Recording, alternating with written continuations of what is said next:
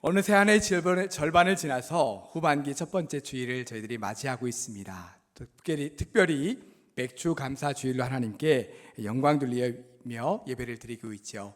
지난 상반기 동안 코로나 때문에 우리가 참 많은 어려움을 겪었지만 그런 가운데서도 하나님께서 우리를 은혜 가운데 지켜주시고 인도해 주신 그 모든 것에 감사할 수 있는 우리 모든 성도들 되시기를 바랍니다. 지난 6개월을 돌아보면 코로나로 인한 어려움도 많이 있었지만 그런 가운데서도 우리에게 작고 소소한 감사의 내용들도 참 많이 있지 않았는가라는 생각을 해봅니다. 제 개인적으로 어떤 감사할 것이 있었는가라고 하는 것을 가만히 생각해 보았습니다.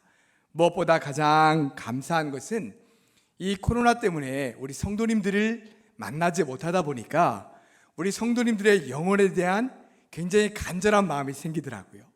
혹시나 이런 것 때문에 더 어려움을 겪으면 안 되는데 라고 하면서 더 기도가 간절해지고요. 또 한 번의 말씀을 전하더라도 이 말씀을 꼭 듣고 신앙적으로 견고히 섰으면 좋겠는데 라고 하는 마음으로 더 간절하게 말씀을 전해지는 것을 느낄 수가 있었습니다.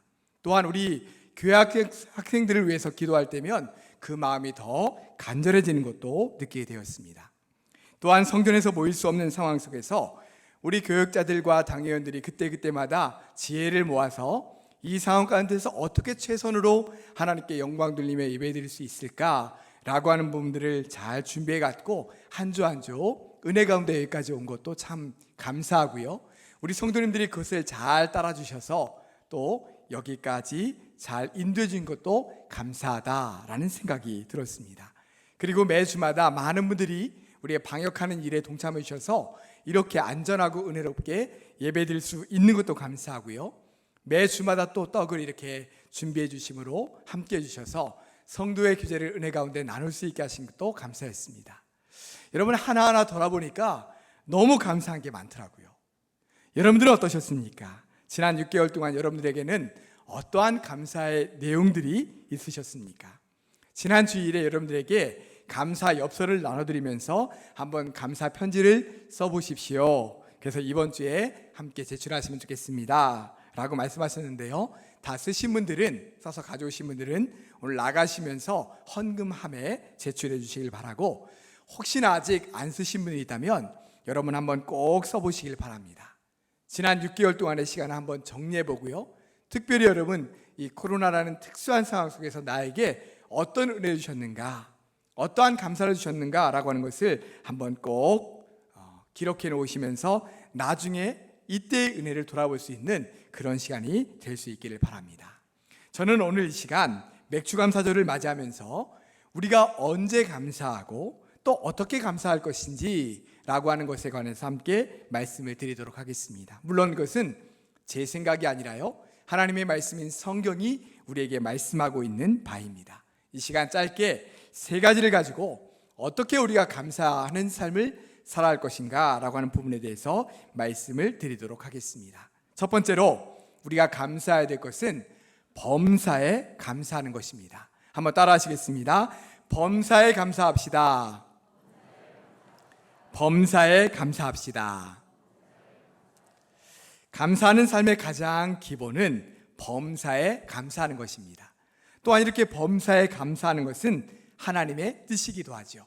우리 데살로니가전서 5장 18절 말씀을 다 함께 읽도록 하겠습니다. 범사에 감사하라. 이것이 그리스도 예수 안에서 너희를 향하신 하나님의 뜻이니라. 아멘. 자, 범사에 감사하는 것이 뭐라고요? 하나님의 뜻이다. 이렇게 말씀하고 있습니다. 이번에 코로나를 겪으면서 우리는 평범한 일상이 얼마나 소중한 것인가 라고 하는 것을 아주 절실하게 깨달아 가고 있습니다. 그동안 너무나 당연했던 우리의 평범했던 일상들이 당연한 것이 아니라요, 그 모든 것 하나하나가 너무 감사한 일이었더라고요. 이 시간 지난 4월 첫째 주에 예배 전해 보았던 영상을 한번 이 시간 다시 한번 보도록 하겠습니다. 아드님은 전신마비가 되었습니다. 평생 걷지도 못할 것이고, 그때 그런 말씀을 들으시는 걸 어머니가 촬영하고 계셨어요. 우리 아들은 나중에 반드시 좋아질 것이기 때문에 이걸 촬영해놓고 나중에 간증할 때 써야 된다고. 근데 예전에는 하나님 저 제발 예전에 저로 돌아가게 해주세요, 이렇게 해주세요가 기도 제목이었는데 이제는 솔직히 저 안 일어나도 상관없어요. 저는 너무 건강했던 사람이었기 때문에 제 일상에 대해서 감사한 게 하나도 없었어요. 걷고 내가 스스로 소대변 보고 내가 내 손으로 밥 먹고 거기에 대해서 저는 감사하게 느껴본 적 한 번도 없었거든요. 그 전신마비가 되면요 장기도 마비가 옵니다. 그래서 소대변을 스스로 볼 수 있는 게 없게 돼요. 네. 그러니까 혼자 살 수 있는 게 아무것도 없는 거예요. 그래서 제가 병원에 누워 있는 저는 사람들 보는 게 너무 신기한 거예요. 어떻게 사람이 앉아 있을 수가 있지? 어떻게 사람이 걸어 다닐 수가 있지? 그게 너무 신기한 거예요. 어떻게 네. 저렇게 중심을 잡을 수가 있지? 저는 지금 만약에 이 등받이가 없으면 전 뒤로 자빠집니다. 지금 여기 이제 코어 근육이 아직 약하기 때문에 제가 조금씩 좋아졌어요. 네. 그래서 처음으로 제가 제 손으로 숟가락으로 밥 먹었을 때 너무 감사했어요. 내가 숟가락으로 밥을 먹을 수 있다니. 포크로 밥을 먹었어요. 야, 이제 내가 원하는 반찬을 내가 찍어서 먹는구나. 나중에 근데 있잖아요. 또 사람이 웃긴 게 포크로 밥 먹으면 나중에는 밥이 맛이 없어요. 한식을 포크로 안 드시잖아요. 그렇죠, 그렇죠. 그 젓가락으로 집어먹는 그 맛 아시죠? 특히 면 요리, 라면. 그렇죠. 제가 나중에 힘이 진짜 조금씩 좋아져가지고 나무 젓가락을 이제 라면을 딱 먹을 수 있는 너무 맛있는 거예요. 그렇게 먹었는데 네. 근데 그게 그때 그 라면의 맛이 라면이 맛있어서가 아니라 젓가락질로 해서 먹는 라면이 맛있었던 거예요. 네. 다치고 나니까 비로소 예전의 나의 삶이 굉장히 감사한 삶이었구나. 그래서 그것을 저는 크리스찬이었기 때문에 기적이란 단어는 사실 성경에서 항상 막 눈먼 자가 눈을 뜨고 앉은 뱅이가 일어나고 사실 초현실적인 것을 네. 기적이라고 생각을 하면 네. 살잖아요. 근데 그때 안 거예요. 아, 우리가 살고 있는 그냥 일상적인 숨 쉬는 이 순간이 기적이구나. 그래서 아, 내 삶이 지금 내가 비록 휠체어에 앉아 있지만 내 삶도 기적이구나.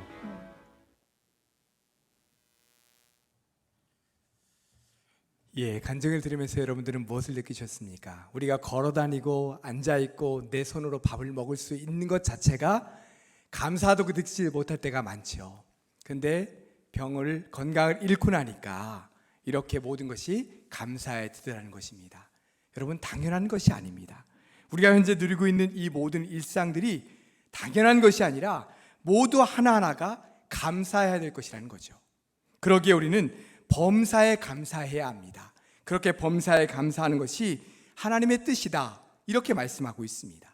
좋은 일, 감사한 일이 생겼을 때 그 순간에만 감사하는 것이 아니라 범사에 감사하며 사는 사람이 진정으로 감사하는 인생을 살아가는 사람이라는 거죠. 종종 보면 감사합니다 라는 말을 잘 하시는 분들이 계세요. 작은 일에도 감사합니다 라고 표현하는 거죠. 음식점에 가서 내 돈 주고 음식을 주문해서 그 음식을 갖다 주면 우리가 뭐라고 그래요? 감사합니다. 온라인으로 내가 신청한 그 주문한 물건을 배달해 주는 그분에게 우리가 뭐라고 얘기합니까? 감사합니다. 아주 작고 사소한 일에도 감사합니다 라고 말하는 그 사람에게 왠지 더 친근감이 느껴지고 뭔가를 더 주고 싶은 그런 마음이 생기게 되는 거죠. 이런 마음이 드는 것이 바로 사람과 사람 사이에 있는 진지산적인 것입니다. 하나님께서도 우리에게 그 감사를 원하시는 겁니다. 작고 아주 사소한 일에도 하나님 감사합니다 라고 고백할 수 있는 것, 그것이 바로 범사에 감사하는 일입니다. 사랑하는 성도 여러분, 범사에 감사하실 수 있기를 바랍니다. 감사합니다 라는 말을 자주 하시기 바랍니다. 가족들에게도 고마워, 감사합니다 이렇게 자주 표현하시고요, 우리 주변에 있는 분들에게도 고맙습니다, 감사합니다 라고 자주 표현해 주시기를 바랍니다. 이렇게 자꾸만 감사를 표현해 줄 때 때로는 감사하지 못할 그런 상황 속에서도 감사할 수 있는 사람이 될 것입니다. 범사에 감사하며 살아가는 우리 복된 성도들 다 되시기를 주님의 이름으로 축원합니다. 둘째로, 주실 줄 믿고 먼저 감사하는 것입니다. 한번 따라해 보시겠습니다. 주실 줄 믿고 먼저 감사합시다. 주실 줄 믿고 먼저 감사합시다. 제가 전에 섬기던 그 교회에 아주 신실하신 한 권사님이 계셨습니다. 많은 분들이 그분의 인격과 신앙을 참 이렇게 본받기를 원할 정도로 아주 신실한 그런 권사님이셨어요. 근데 이 권사님이 기도하실 때 아주 특이한 점이 있습니다. 매 기도할 때마다 모든 문장마다 주실 줄 믿고 감사를 드립니다 라고 하는 표현을 다 넣어서 기도하시는 거예요. 기도의 모든 문장마다 주실 줄 믿고 감사합니다, 이렇게 기도하는 겁니다. 예를 들면, 하나님 아버지, 우리 교회를 이렇게 해주실 줄 믿고 감사를 드립니다. 하나님, 우리 가정을 이렇게 해주실 줄 믿고 감사를 드립니다. 우리 남편의 기업 이렇게 해주실 줄 믿고 감사를 드립니다, 이렇게 기도하시는 거예요. 제가 처음에 그 권사님 기도를 듣는데 너무 이상한 겁니다. 매 문장마다 그냥 주실 줄 믿고 감사합니다, 주실 줄 믿고 감사합니다. 이상한 거예요. 그런데 계속 그 권사님의 기도를 들으면서 이런 생각이 드는 겁니다. 한편으로 보니까 참 대단한 믿음의 기도구나. 하나님의 말씀에 구한 것은 이루어 주실 줄 믿고 간구하라 라고 하는 말씀이 있는 것처럼, 하나님께서 자신의 기도에 응답해 주실 것을 먼저 믿고 감사할 수 있는 그러한 믿음이 얼마나 큰 믿음인가 라는 생각이 드는 거죠. 그러면 어떻습니까? 지금 내 형편과 상황이 비록 좋지 않지만 하나님께서 나에게, 우리 가정에게 분명히 은혜 주실 것을 믿고 먼저 감사하는 믿음, 그 믿음이 귀한 믿음인 것입니다. 사무엘상 1장 말씀에 보면 이렇게 주실 줄 믿고 감사하는 사람이 나옵니다. 바로 한나라고 하는 여자인데요, 이 한나는 자식이 없어 괴로워하고 있었습니다. 그래서 성전에 나아가 하나님 앞에 간절히 기도했습니다. 그런데 그때 당시 제사장이었던 엘리가 간절히 기도하는 한나에게 이렇게 말합니다. 하나님이여, 하나님이 내가 기도하여 구한 것을 허락하시기를 원하노라, 이렇게 선포해요. 그러자 그 말을 들은 한나가 다시는 근심빛이 없었다라고 성경은 말씀합니다. 엘리의 말을 들은 것뿐인데, 아직 임신하지도 않았는데 그 마음에 주실 줄 믿는 믿음이 생기고 감사하는 마음이 생기더라는 거예요. 그러면서 근심빛이 없었다는 것입니다. 그럴 때 어떤 일이 일어났습니까? 그의 기도대로, 그의 믿음대로 하나님께서 그에게 아들 사무엘을 주셨습니다. 주실 줄 믿고 먼저 감사하는 한나에게 응답하심의 역사가 이루어지더라는 것입니다. 사랑하는 성도 여러분, 올해 기도의 제목이 여러분에게 있으십니까? 아니면 간절한 기도 제목이 있으세요? 주실 줄 믿고 먼저 감사할 수 있기를 바랍니다. 구한 것은 받을 줄 믿으라 라고 하는 이 말씀처럼 우리에게 응답하심의 역사를 이루어 주실 줄로 믿습니다.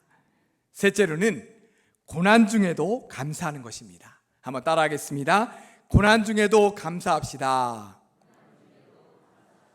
고난 중에도 감사합시다.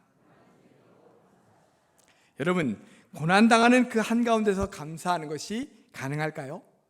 아마도 많은 분들이 고난을 당할 때 할 수 있는 최선의 것은 버티고 견디는 겁니다, 이렇게 아마 말씀하실 겁니다. 제가 아는 지인 목사님 중에 한 분은 이 또한 지나가리라 라고 하는 글귀를 참 좋아하세요. 아마 우리 성도님들 중에도 이 또한 지나가리라 라고 하는 그 글귀를 좋아하시는 성도님들이 많이 계실 겁니다. 이 또한 지나가리라. 이 표현은 성경에 나오는 표현은 아닙니다. 그래서 제가 이 표현이 어떻게 생겨나게 되었는가 라고 하는 것을 한번 찾아보았습니다. 그런데 재밌는 이야기가 있더라고요.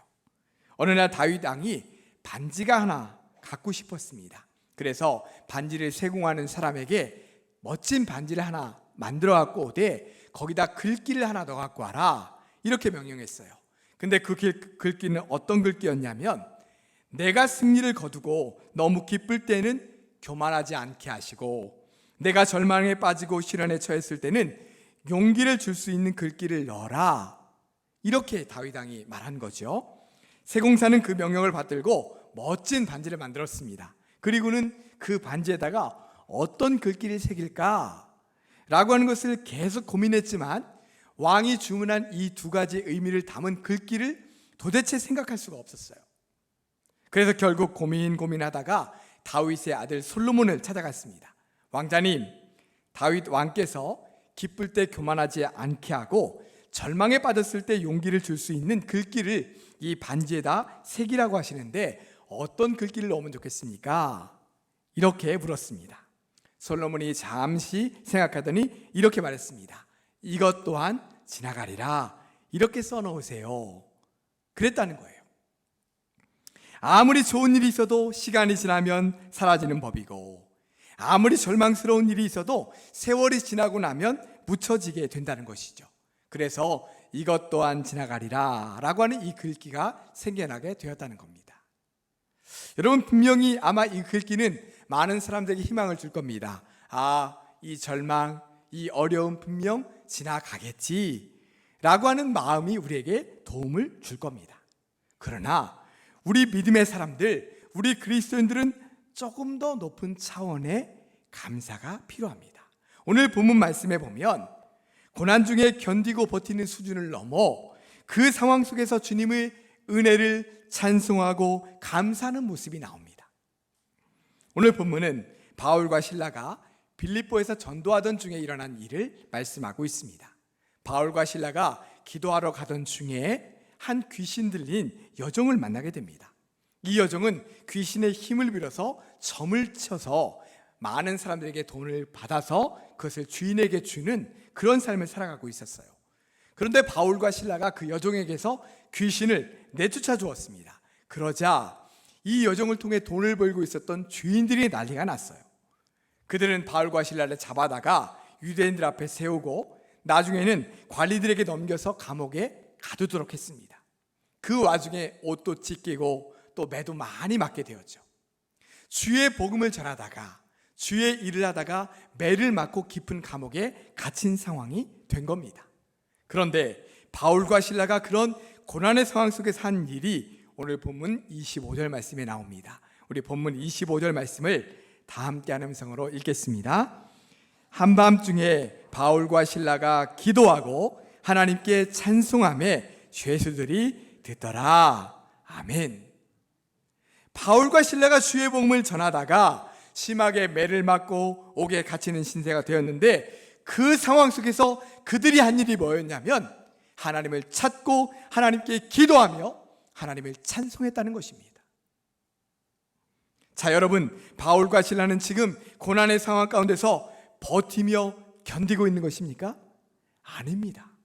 그런 차원을 넘어서서 하나님을 찾으며 하나님께 기도하면서 하나님께 감사하며 찬송하고 있는 것입니다. 그랬을 때 어떤 일이 나타납니까? 나중에 갇혔던 그 옥의 문이 열려지고 그 가운데 나오게 되는 놀라운 역사가 나타나게 되지요. 이처럼 진정한 믿음의 사람들은 시련과 고난 속에서도 주님의 도움을 구하며 기도하고 찬송하고 심지어 하나님께 감사하게 되는 것입니다. 우리 이렇게 생각할 수 있어요. 그거는 믿음이 좋은 분들이니까 그렇죠. 이렇게 말씀하실 수 있습니다. 정말 그럴까요? 가만히 보면요, 우리 성도님들 중에도 이미 고난 중에 감사하며 사시는 분들이 많이 있다는 것을 저는 보게 됩니다. 예를 들어 볼까요? 한 권사님이 왼쪽 팔에 골절이 되어서 병원에 입원해서 깁스를 하셔서 병원에 신방을 갔습니다. 권사님에게 권사님, 팔이 이렇게 골절돼서 어떻게 해요? 그랬더니 권사님이 이렇게 말씀하시는 거예요. 오른팔이 아니어서 감사합니다. 그러시는 거예요. 이번에는 오른팔 골절되신 집사님의 신방 갔습니다. 집사님, 팔이 골절되셔서 어떻게 해요? 다리가 아니어서 감사합니다. 걸어 다닐 수는 있잖아요. 또 다리가 골절된 성도님의 신방 갔습니다. 이렇게 다리가 골절돼서 어떡합니까? 잠깐 쉬게 해주셔서 감사합니다. 이렇게 말씀하시더라고요. 심지어는요, 여러 질병으로 투병하시다가 장례를 치르시는 가정을 찾아가서 신방하면서 주님의 위로를 구할 때 그 가정이 이렇게 말씀하십니다. 그래도 큰 고통 없이 돌아가셔서 감사합니다. 그래도 예수님 잘 믿다가 신앙생활 잘 하시다 돌아가셔서 감사합니다. 이렇게 말씀하시더라고요. 이미 우리는 오랜 신앙생활 동안 고난 가운데서도 감사해야 됩니다라는 말씀을 수도 없이 들으면서 어느새 우리에게는 감사할 수 있는 마음을 주셨더라고요. 그래서 고난 가운데서도 감사합니다 라고 고백하며 살아갈 수 있게 된 것이죠.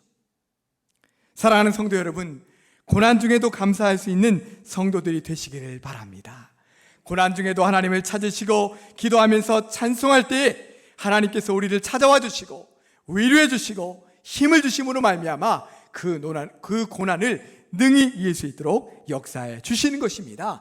그리고 우리의 입술 속에 감사합니다 라는 고백이 자연스럽게 터져 나올 수 있게 해 주시는 것입니다.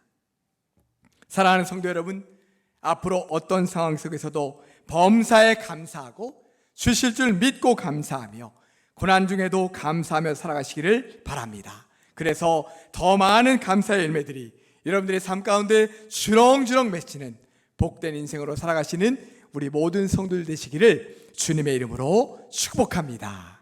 기도하겠습니다. 사랑과 은혜의 주님, 참으로 감사합니다. 우리 주님께서 우리에게 주신 놀라운 말씀을 다시 한번 기억합니다. 주님, 범사에 감사할 수 있도록 도와주시고 주실 줄 믿고 먼저 감사할 수 있도록 도와주시고 또한 고난 중에도 주님 감사합니다 라고 하는 진실한 고백으로 나아갈 수 있도록 인도하여 주셔서 그 모든 상황들을 다 이기고 견디며 능력 있게 믿음으로 승리하며 살아갈 수 있는 우리 모든 성도들 될 수 있도록 역사하여 주시옵소서. 예수님의 이름으로 기도드리옵나이다. 아멘.